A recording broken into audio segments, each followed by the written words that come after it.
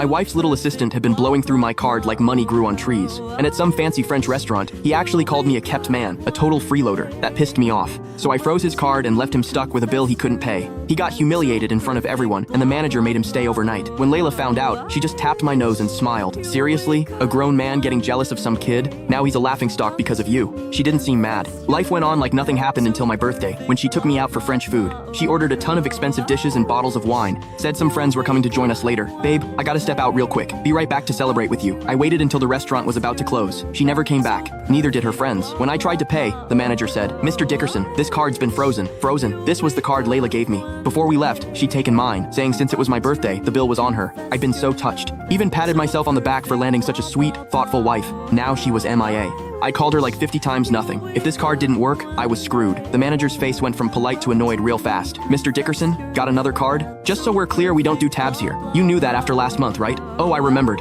Last month, Layla's assistant went on a spending spree with her card, then called me a kept man, a useless live-in husband." Wait a minute, a bad feeling hit me. Was this Layla getting payback for what I did to her precious assistant? Right on cue, I heard heels clicking at the entrance. I turned around, and there was Layla walking in, arm wrapped around Jacob Delgado, who was glaring at me like he wanted me dead. Behind them was a whole crew of her friends, all watching me like I was the evening's entertainment. "Rick Dickerson, you love watching people squirm when they can't pay, huh? Well, now it's your turn. Let's see how you handle it." The room went nuts. Heard this Rick guy married into money. Now his wife shows up with her new boy toy to watch him suffer?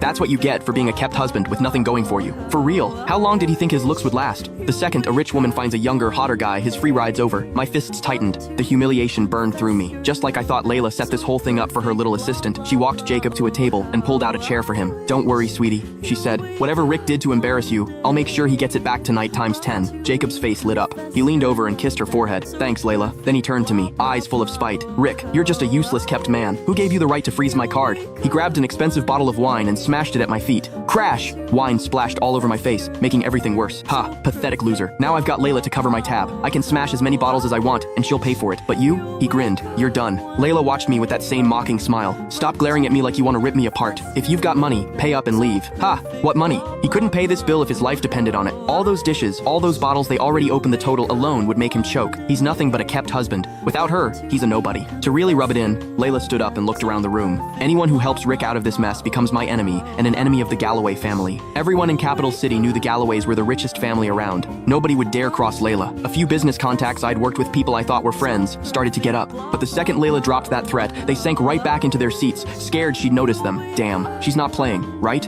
I thought since they're still married, she was just venting. But this is serious. After that warning, who's dumb enough to help him? I lost it. I stormed over and grabbed Layla's wrist. "Is this really what you want? To humiliate me in front of everyone for some pretty boy?"